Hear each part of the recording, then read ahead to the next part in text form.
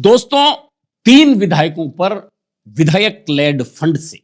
Commission के आरोप हैं और कमीशन के आरोपों को लेकर राजनीतिक रूप से बवाल कई दिन से चल रहा है।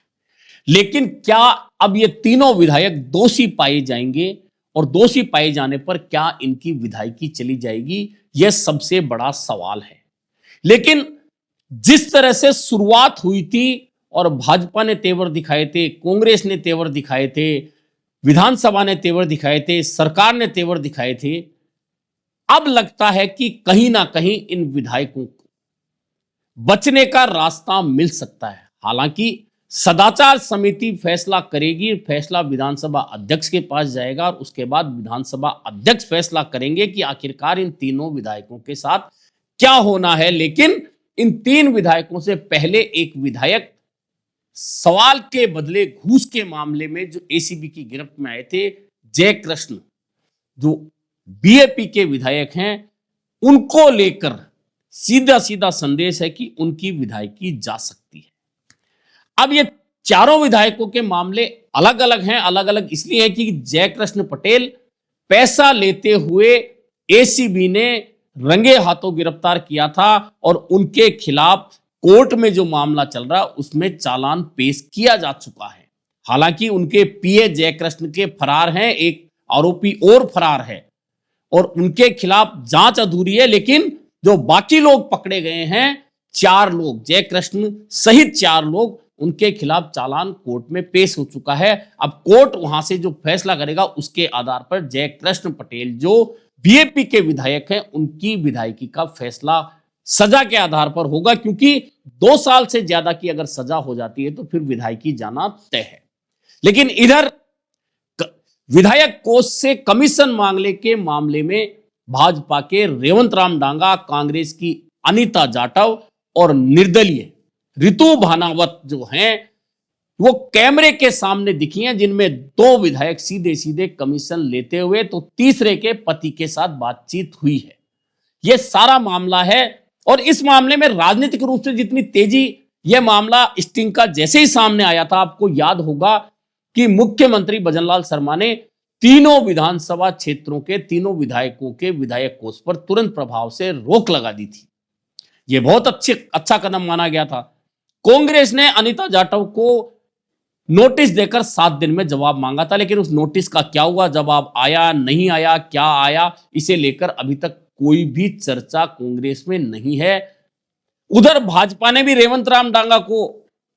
नोटिस दिया था, उसका जवाब डांगा ने दे दिया और मदन राठौड़ ने तभी कहा था कि हम जवाब से संतुष्ट नहीं है, अनुशासन समिति को यह जवाब सौंपने जा रहे हैं।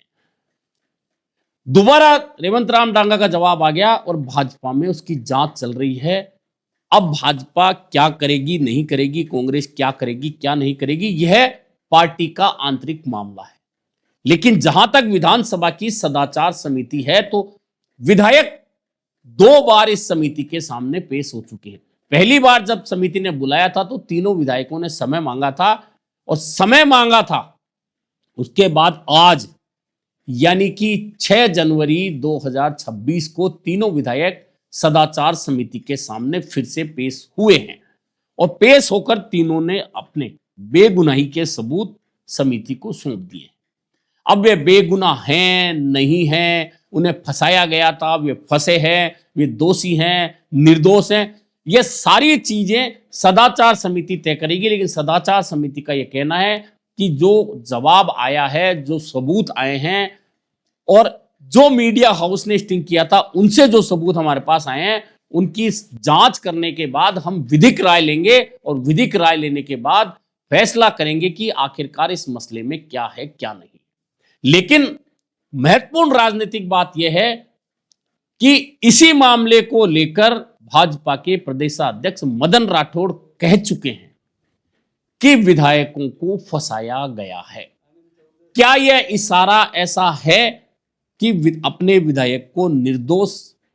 साबित करने में खुद प्रदेशाध्यक्ष को मदद कर रहे हो? एक और तो वे कहते हैं हम जवाब से संतुष्ट नहीं है और अनुशासन समिति को भेजेंगे और वह फैसला करेगी, वह तथ्यों की जांच करेगी। दूसरी ओर खुद ही कहते हैं कि उन्हें फंसाया गया है। इससे भी आगे बढ़कर मुख्य सचेतक जो सरकार के हैं, जोगेश्वर गर्ग,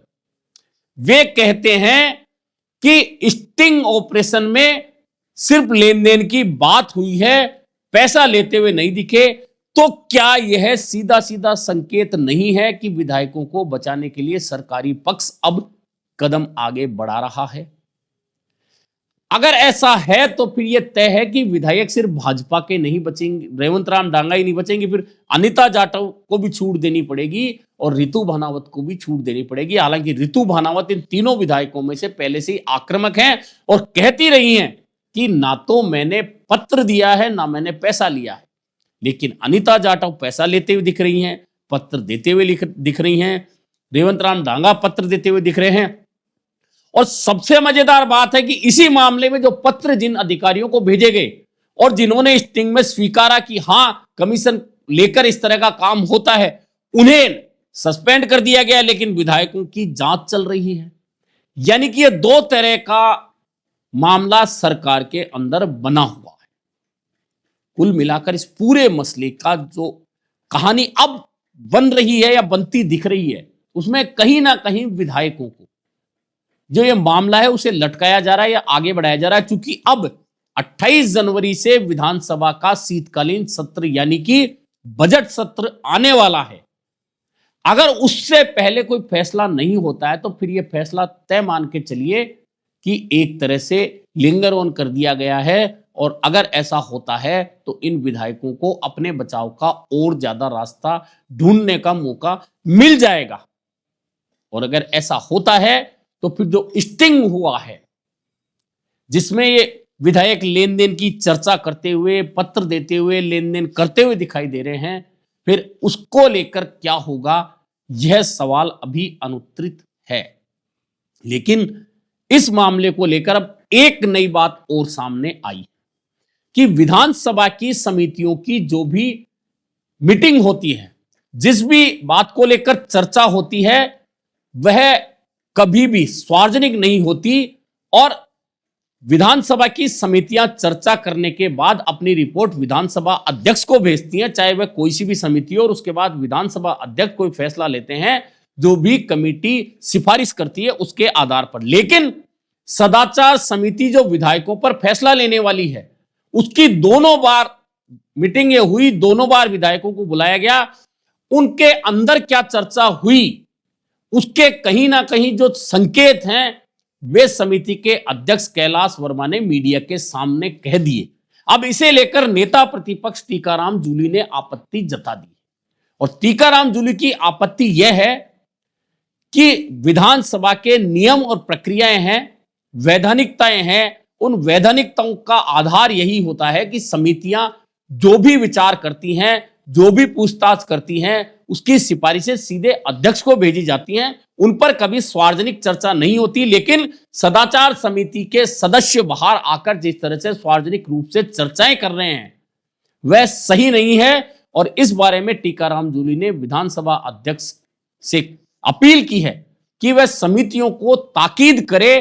कि जो भी चर्चाएं समिति के अंदर होती है वे सार्वजनिक रूप से बाहर नहीं आए, क्योंकि यह नियम परंपराओं के खिलाफ है, वैधानिकताओं के खिलाफ है। ऐसे में अब यह नया बवाल हो सकता है कि आखिरकार सदाचार समिति की बैठकों में जो कुछ हो रहा है वह सार्वजनिक तौर पर मीडिया के जरिए सामने क्यों आ रहा है। कुल मिलाकर इस मामले में अभी तक